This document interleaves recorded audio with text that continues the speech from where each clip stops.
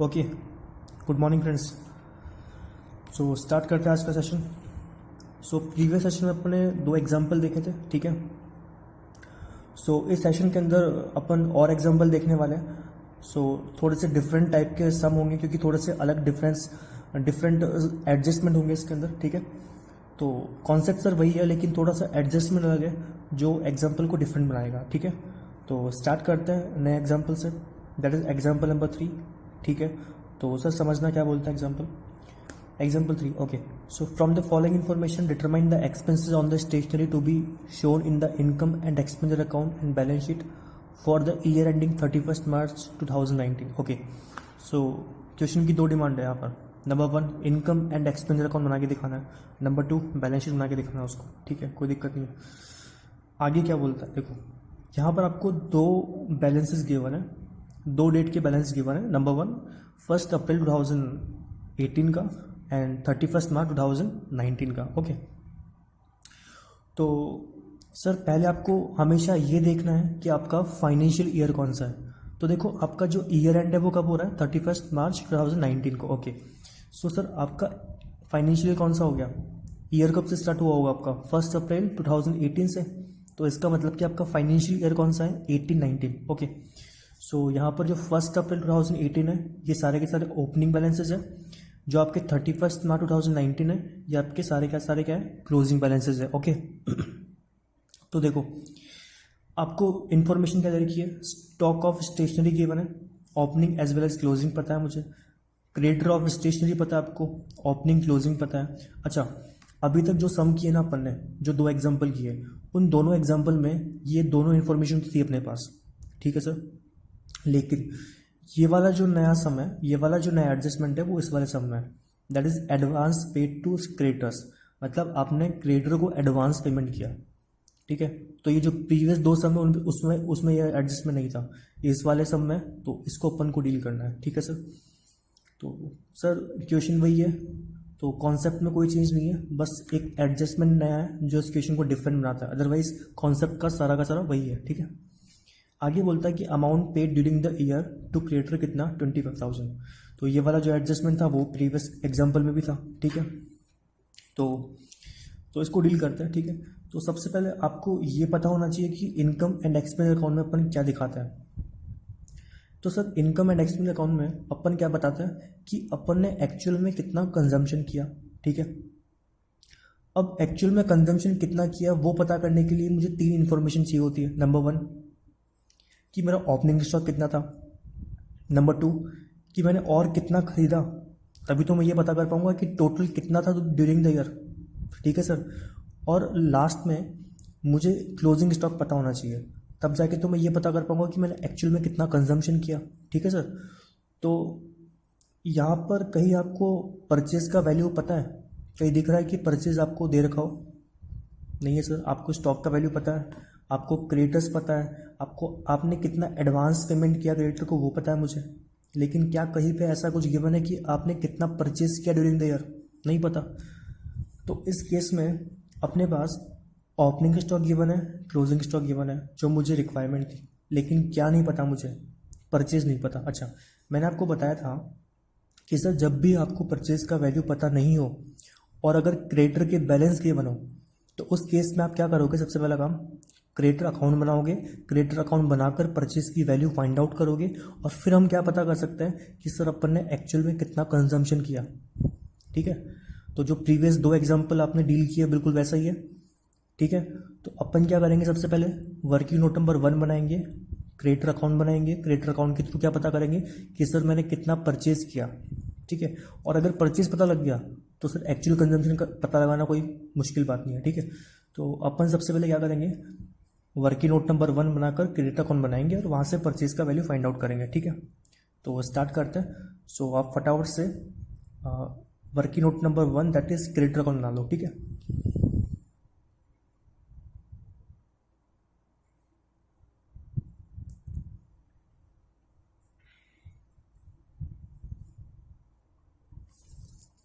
Okay, सो तो समझना, देखो जो क्रेडिटर होता है ना अपना बिजनेस का क्या होता है सर, लाइबिलिटी, ओके। इसके साथ दो बैलेंस गिवन है मुझे, एक तो यहाँ बोल रखा है क्रिएटर ऑफ स्टेशनरी, एक बोल रखा है एडवांस पेड टू क्रिएटर्स। दोनों में क्या डिफरेंस है वो समझना सर। देखो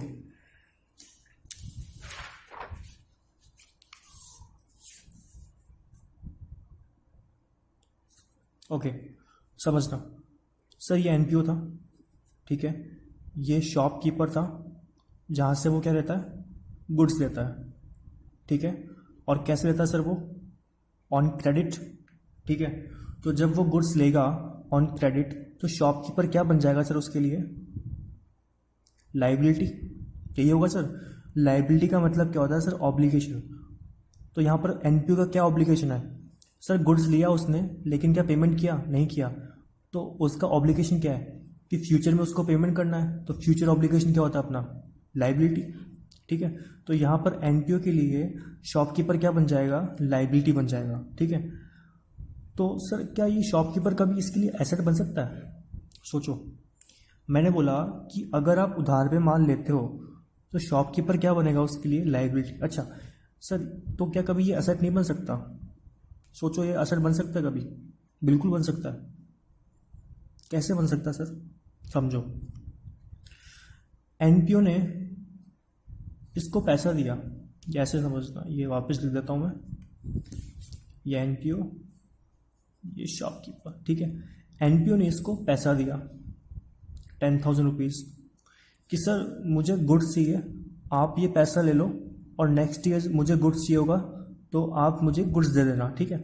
तो ये मानते हैं ये आपका प्रीवियस ईयर है, ये आपका करंट ईयर है, ठीक है। तो इसने प्रीवियस ईयर, तो अभी देखो करंट ईयर आपका कौन सा था, 18-19, तो प्रीवियस ईयर कौन सा था आपका, 17-18, यही था सर। अब सर समझना, एनपीओ ने इसको शॉपकीपर को पैसा दिया 10,000 कि सर मुझे गुड्स चाहिए होगा नेक्स्ट ईयर, ठीक है। तो आप अभी क्या करो, मेरे पास 10,000 रुपये ले लो और नेक्स्ट ईयर जब मुझे गुड्स चाहिए होगा तो आप मुझे दे देना, ठीक है। तो उसने पैसा कब दिया ये वाला, करंट ईयर में या प्रीवियस ईयर में, प्रीवियस ईयर में दिया ना, तो पेमेंट कहाँ हुआ इसका, यहाँ पे हुआ, कितने का, 10,000 का। अच्छा मुझे बता ना कि क्या इसको 10,000 का गुड्स मिल गया, नहीं मिला। तो अगर इसको गुड्स नहीं मिला तो कब मिलेगा, फ्यूचर में। अच्छा तो सर ये जो गुड्स का बेनिफिट है इसको कब मिलेगा, फ्यूचर में। और ऐसा बेनिफिट जो आपको फ्यूचर में मिलता है उसको क्या बोलते हैं अपन, एसेट्स। तो सर ये बता सकते हो जो 10,000 इसने एडवांस दिया अपने क्रेडिटर को, अपने शॉपकीपर को, वो 10,000 इसके लिए क्या बनना चाहिए, वो इसका ऑब्लिगेशन है या उसके लिए एसेट है। सोचो ना, अगर ऐसा होता कि उसने गुड्स ले लिया होता और पैसा नहीं दिया तब तो उसका ऑब्लिगेशन बन जाता वो। लेकिन सोचो सर उसने एडवांस में पैसा दिया और गुड्स नहीं लिया अभी, वो गुड्स कब लेगा, आगे लेगा, फ्यूचर में लेगा।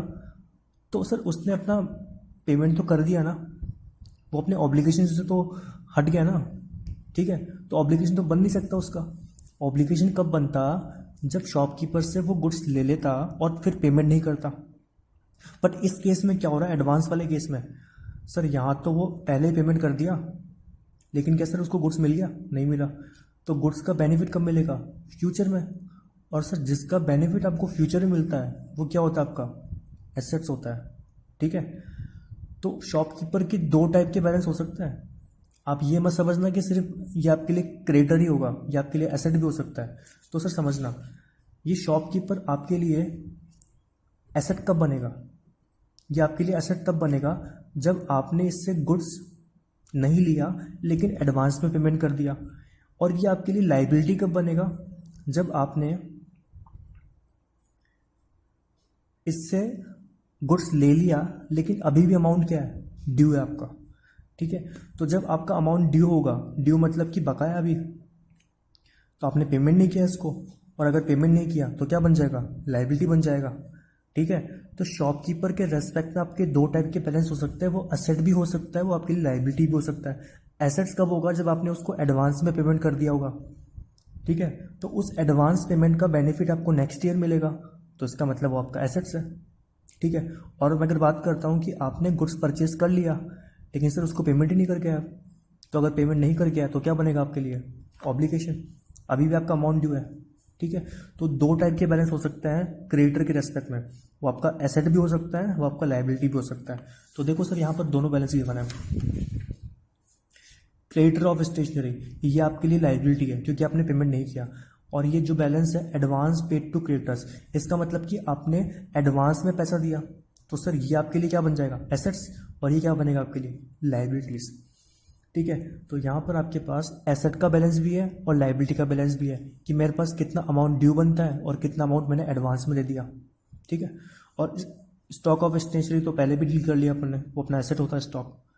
तो सर इसमें जो इस एग्जांपल में जो डिफरेंट एडजस्टमेंट था वो सिर्फ यही है, और ये एडजस्टमेंट नहीं है, ये तो सिर्फ इन्फॉर्मेशन है जो अपन को डील करना है। एडजस्टमेंट नहीं बोलते इसको अपन, ये तो सिर्फ इन्फॉर्मेशन है जो अपन को डील करना था। ठीक है, तो अपन को सिर्फ ये समझना था सम के अंदर कि सर ये एडवांस पेड टू क्रिएटर का अपन को क्या करना है। तो अगर आपको मीनिंग समझ में आता है तो आप इजीली डील कर सकते हो उसको। तो अगर creator of stationery that is आपका लाइबिलिटी है, और अगर आप उन्हीं को एडवांस पेमेंट कर दोगे और आपने माल नहीं लिया, गुड्स नहीं लिया अभी तक, तो वो गुड्स कब मिलेगा आपको, फ्यूचर में। और ऐसा गुड्स जिसका बेनिफिट आपको फ्यूचर में मिलेगा दैट इज उसे क्या बोलते हैं अपन, एसेट्स। ठीक है, तो ये आपके लाइबिलिटी के बैलेंस है, ये आपके एसेट के बैलेंस है। ठीक है, तो पुट कर सकते हैं अपन। ठीक है, तो लिखते देखो, सबसे पहले लिखते हैं अपन लाइबिलिटी के बैलेंसेस। क्रेडिटर ऑफ स्टेशनरी 20,000, ये क्या अपने पास ओपनिंग बैलेंस। ओके, लाइबिलिटी के बैलेंस क्या होता है सर, लाइबिलिटी का बैलेंस होता है ओपनिंग क्या, क्रेडिट। ठीक है, तो पुट कर देंगे बाई बैलेंस बीडी, कितना सर 20,000। इसका क्लोजिंग बैलेंस लिख देंगे डेबिट साइड में, that is to balance CD, कितना सर 13,000। ओके ओके, समझ में आता है इतना। ठीक है सर, आगे अपन को बैलेंस किसके लिखना है, सर ये बैलेंस है तो क्रिएटर की, बट ये वो वाले बैलेंस है जो अपने लिए एसेट है, क्योंकि अपन ने इनको अमाउंट तो दे दिया लेकिन कुछ अभी तक नहीं लिया। ठीक है सर, तो ये अपने लिए एसेट है और ये अपनी लाइबिलिटी है, तो एसेट के बैलेंस को भी यही पुट कर देंगे अपन।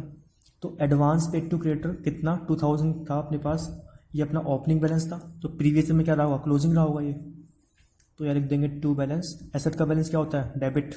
ठीक है, टू बैलेंस बीडी, कितना सर 2,000, क्लियर है। इसका क्लोजिंग बैलेंस भी गिवन है अपन को, कितना सर 1,000। ओके, सो आप लिख देना यहाँ पर 1,000, that is by balance C D, कितना सर 1,000। ओके, सो सर ये मुश्किल नहीं है, सिर्फ बैलेंस को अपन ने पुट किया है, तो इसमें कोई टफ चीज़ नहीं थी जो अपन को डील करनी थी यहाँ पर। प्रीवियस एग्जांपल में इस एग्जांपल में सिर्फ ये डिफरेंस है कि सर ये जो एसेट का बैलेंस है वो नहीं था, इस एग्जांपल में सिर्फ एसेट का बैलेंस गिवन है तो अपन ने वो पुट किया है, बाकी सारा का सारा जो कॉन्सेप्ट है वो सेम है यहाँ पर। ठीक है, अब अपन को डील क्या करना है कि अमाउंट पेड किया क्रिएटर को ड्यूरिंग द ईयर, कितना 25,000। ओके, सो सर अगर आप कभी भी कंफ्यूज हो जाओ कि सर इस 25,000 को कहाँ पुट करना है, तो सर हमेशा क्या किया करो, एंट्री बना के ट्राई किया करो कि सर इसकी एंट्री अगर बनती तो क्या बनती। तो सर सोचो, अगर मैं आपसे बोलता हूँ कि जो क्रेडिटर है वो क्या आपका लाइबिलिटी, तभी तो आप पेमेंट कर रहे हो ना उसको, अगर ऐसे होता तो पेमेंट थोड़ी करते हैं।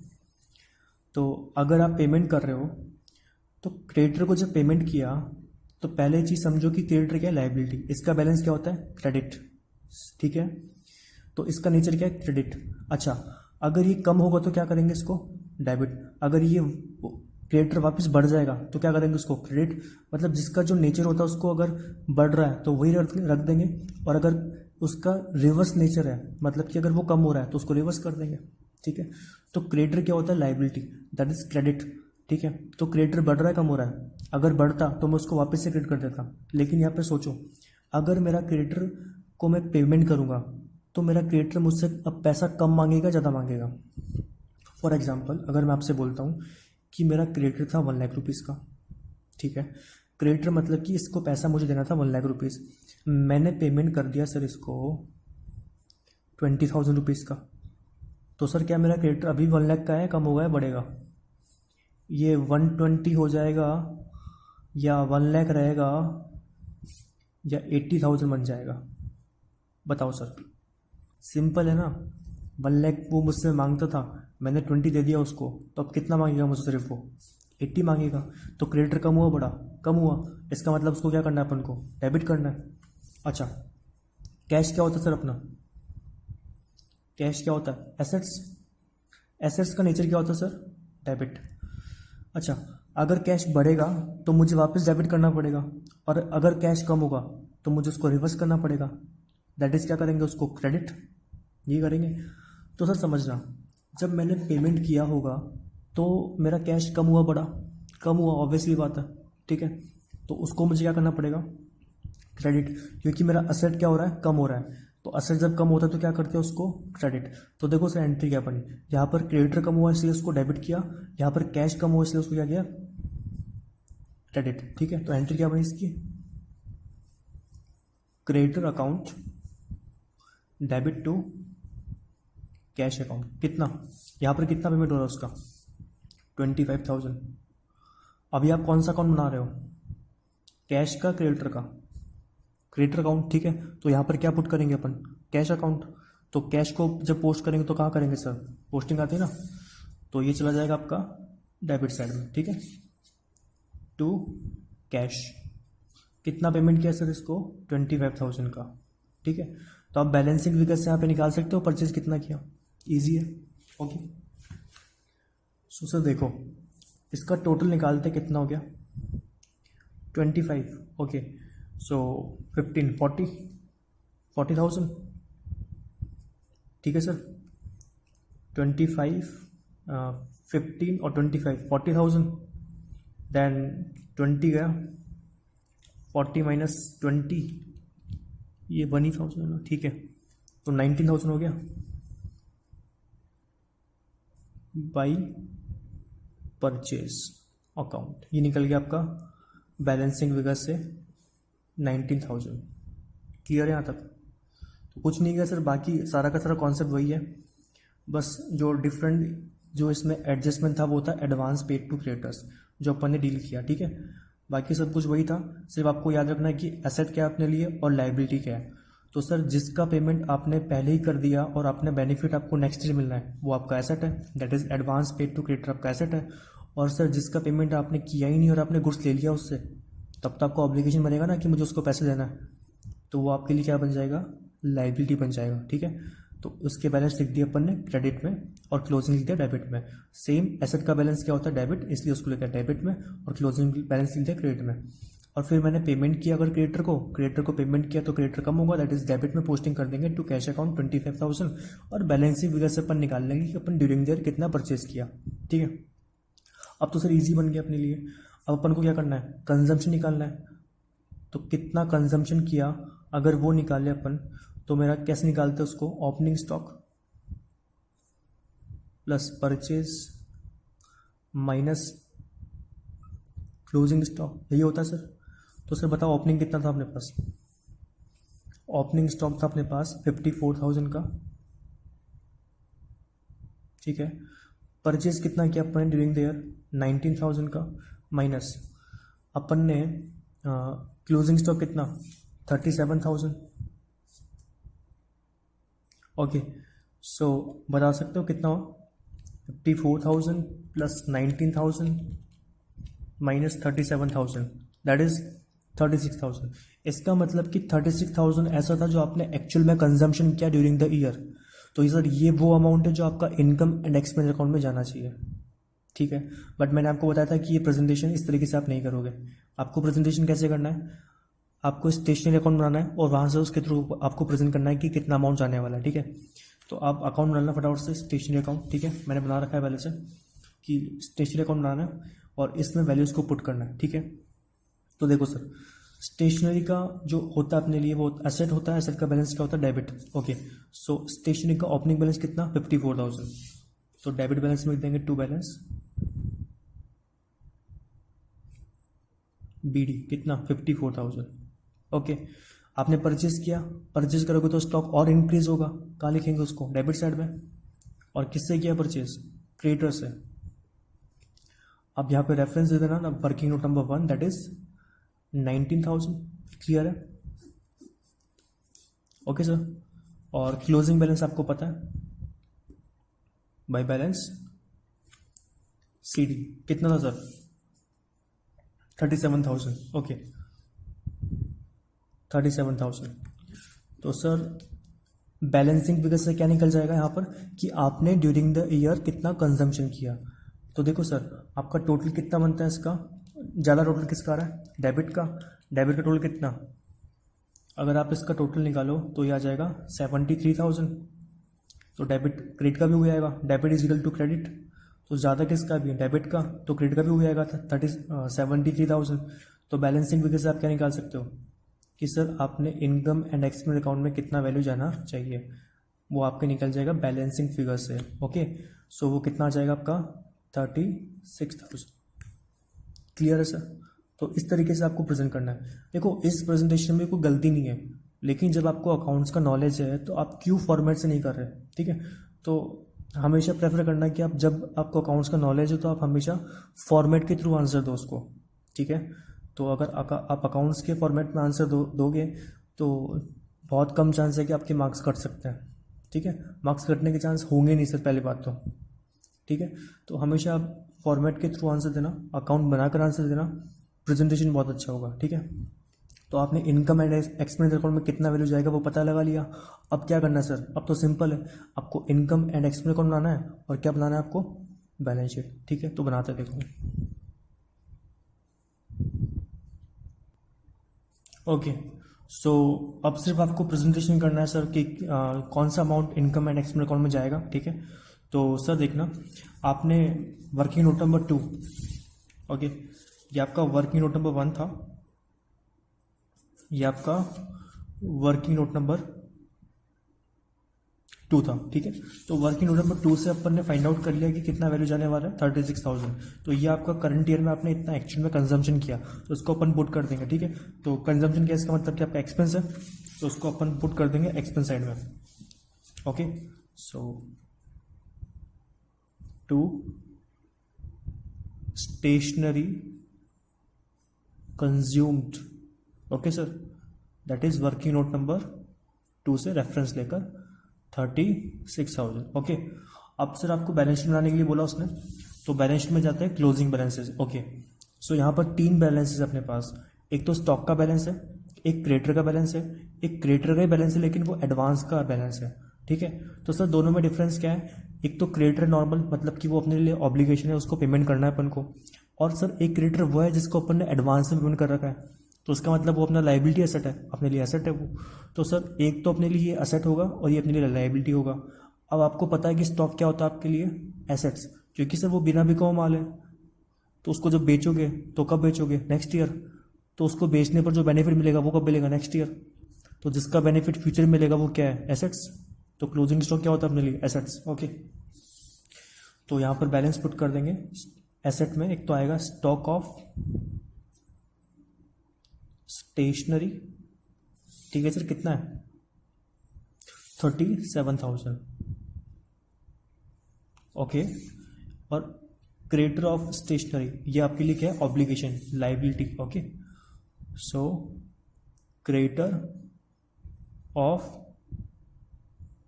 स्टेशनरी कितना सर? ये आपके लिए है 13,000। ओके और एक और बैलेंस गिवन है यहाँ पर, advance paid to creditor, that is 1,000। तो 1,000 क्या हो जाएगा आपके लिए? एसेट्स।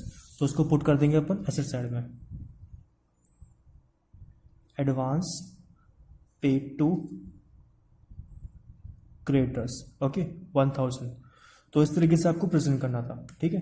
तो अगर मैं इसको वापस से डील करूँ, पूरे एक बार सम को वापस से एक्सप्लेन करूँ, तो इस सम के अंदर सर बिल्कुल वही सम था, बट इसमें एडवांस वाला जो पॉइंट था वो डिफरेंट था। तो अपन ने एडवांस के पॉइंट को समझा कि एडवांस का मतलब क्या होता था। एडवांस का मतलब ये होता है कि अपन ने गुड्स नहीं लिया अभी तक लेकिन पेमेंट पहले ही कर दिया, तो वो आपके लिए एसेट बन जाएगा। और क्रेडिटर क्या होता है आपके लिए? लाइबिलिटी। और स्टॉक आपको पता है, ठीक है? तो इस सम के अंदर आपको वही चीज़ निकालनी थी, that is income and expense account as well as balance sheet. तो सबसे पहले अपन ने क्या किया, ये पता लगाया कि सर एडवांस और क्रेडिटर दोनों में डिफरेंस क्या था। एडवांस अपने लिए एसेट था, क्रेडिटर अपने लिए लाइबिलिटी था। तो लाइबिलिटी के बैलेंस को अपन ने पुट कर दिया क्रेडिट साइड में और एसेट को बैलेंस पुट कर दिया अपन ने डेबिट साइड में, ठीक है? और सर जब पेमेंट किया तो पेमेंट क्या कहाँ लिखते हैं अपन, टू कैश अकाउंट, इसको एंट्री के थ्रू मैंने समझा दिया कैसे यहाँ पे क्यों आया ये। और बैलेंसिंग फिगर से अपन निकाल दिया कि ड्यूरिंग ईयर कितना परचेज किया, ठीक है। अब यहाँ पर परचेज का अमाउंट मिसिंग था, इसलिए अपन ने क्रेडिट अकाउंट बना के परचेज का वैल्यू निकाला। दूसरी चीज़ मैंने आपको बताया था कि जो इनकम एंड एक्सपेंस अकाउंट में वैल्यू जाती है वो कौन सी जाती है आपकी, जो आपने एक्चुअल में कंजम्पशन किया। तो एक्चुअल में कंजम्पशन किया वो कैसे निकालते हैं कि अपने पास स्टार्टिंग में कितना था, आपने और कितना परचेज किया, तो ये आपने टोटल परचेज किया, इस टोटल में से लास्ट में कितना रह गया वो 37,000। तो सर कितना यूज़ कर लिया आपने 36,000, 37,000 था तो आपने यूज़ कितना कर लिया 36,000, ओके। लेकिन इसको आपको प्रॉपर फॉर्मेट में दिखाना था, दैट इज स्टेशनरी अकाउंट बनाकर।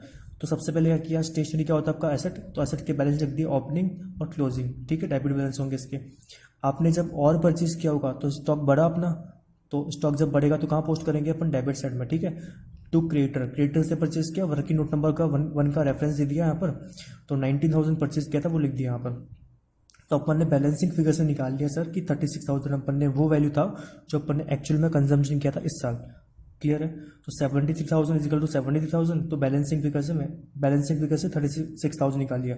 समझ लो बैलेंसिंग फिगर दैट इज 73,000 में से लेस कर दिया 37,000, ठीक है। उसके बाद से सिर्फ आपको प्रेजेंटेशन करना था। प्रेजेंटेशन आप किस तरीके से करोगे, इनकम एंड एक्सपेंस अकाउंट में आपका जो स्टेशनरी कंज्यूम था वो आपका एक्सपेंस बनता है, इसलिए उसको एक्सपेंस साइड में दिखा दिया वर्किंग नोट नंबर 2 का रेफरेंस देकर। उसके बाद मैंने आपको बताया था कि 3 बैलेंस गिवन थे, स्टॉक का, एडवांस का, क्रेडिटर का। स्टॉक अपना एसेट होता है, एडवांस अगर पे कर रहे हैं तो सर आपके लिए एसेट है, वो क्यों है आपको बता चुका मैं अच्छे से। और क्रेडिटर क्या होता है आपके लिए, लाइबिलिटी, क्योंकि आपने गुड्स ले लिया लेकिन उसको पेमेंट नहीं किया, ठीक है, तो ऑब्लिगेशन है वो। तो तीनों के बैलेंस को पुट कर दिया। तो इस तरीके से आपका एग्जाम में क्वेश्चन आएगा कि आपको इनकम एंड एक्सपेंस अकाउंट बना के दिखाना है एज वेल एज बैलेंस को पुट करना है, ठीक है। तो ये था वो थोड़ा सा डिफरेंट सम, जिसमें सिर्फ एडवांस वाला टॉपिक अलग था, बाकी कॉन्सेप्ट सर वही था, ठीक है। तो इसके बाद सर एक और सम देखेंगे जो डिफरेंट है, आपकी बुक्स में नहीं है बट वो आ सकता है, ठीक है। तो आपकी बुक्स में नहीं मिलेगा लेकिन मैं करवा रहा हूँ क्योंकि क्या पता वो सम बन सकता है, क्योंकि मुझे लगता है कि ऐसा सम बन सकता है, ठीक है। तो इस टाइप का मैं सम करवाना चाहता हूँ। तो एग्जाम्पल 4 के अंदर वो सम देखेंगे अपन, ठीक है, वो नेक्स्ट पार्ट में होगा आपका।